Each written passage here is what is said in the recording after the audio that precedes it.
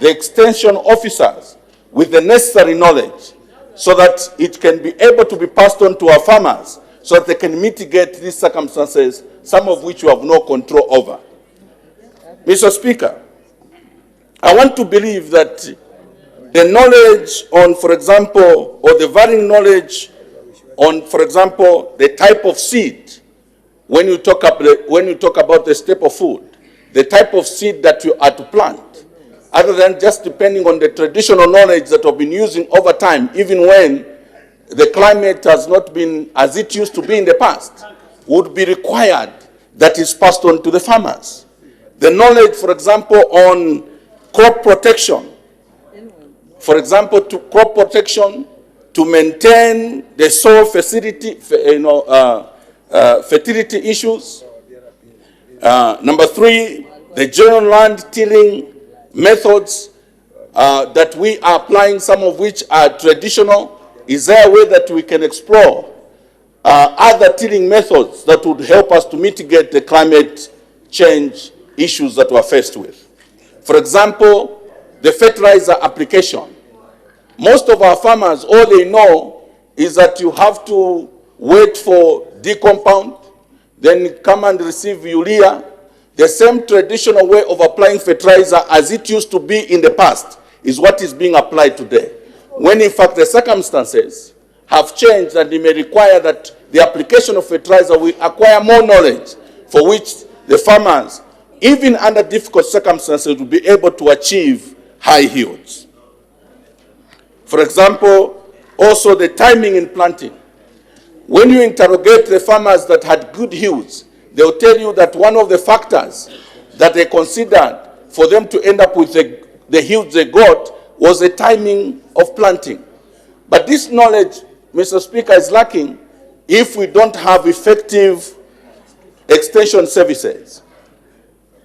I want to urge government, Mr. Speaker, that the FRA and the FISI program that is reported to be the one governing the highest percentage of what is allocated to the Ministry of Agriculture will not be able to deliver if such services are extended to farmers who are not knowledgeable.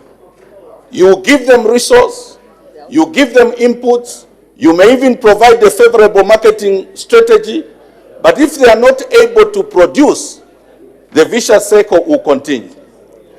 Mr. Speaker, I want to suggest that since obviously as a very small and growing economy, we cannot employ extension officers in very satisfactory radius or distances to be able to meet the demands of every farmer.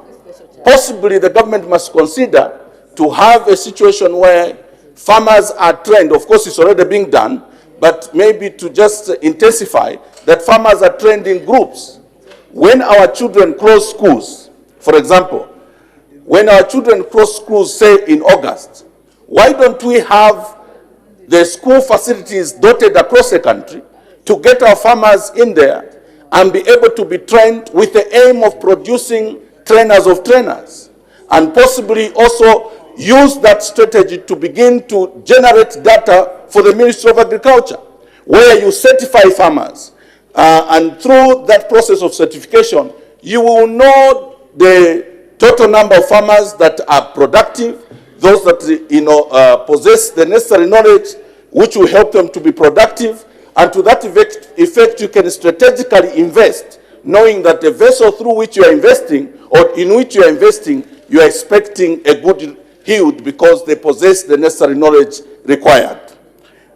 The committee or the report has ably touched every facet of the agriculture sector, but I think what has been lamented over is the effectiveness of this service. The only thing we can do through the Ministry of Agriculture is that see this service, the extension service provision, as key to the transformation of not only the agriculture sector, but also our economy as we go the route of a diversifying our economy, particularly focusing on agriculture. Mr. Speaker, I heard one of the honorable members suggesting that we need to buy Land Rovers and not motorbikes for extension officers. I was wondering the logic around that. If, Mr. Speaker, we are to be prudent and make sure that we have enough extension officers that will reach our people, we cannot but consider, we cannot overemphasize the need for us to be prudent with our resources. The money you require to buy a vehicle, possibly you'll be able to buy between 10 to 12 motorbikes. And therefore, and motorbikes, Mr. Speaker, are versatile. Of course, I do appreciate that there are parts of our country, as it has been identified, for example, in Kalabo, where the terrain may not be favorable to the use of motorbikes. Honorable Minister of Agriculture, don't relent. Let's use the meager resources we have prudently, but get our people trotting on the ground to pass on the information and knowledge that the farmers need, so that we can begin to see more productivity in the agriculture sector in all its facets, and take advantage of the markets that are yawning all around us for us to be able to generate the necessary revenue required for us to develop our country.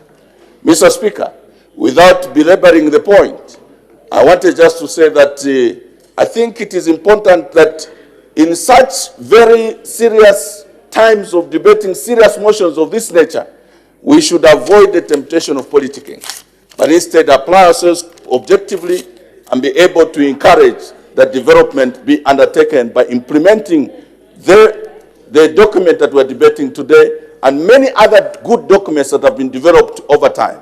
Mr. Speaker, I thank you. Honorable Member for Chienge.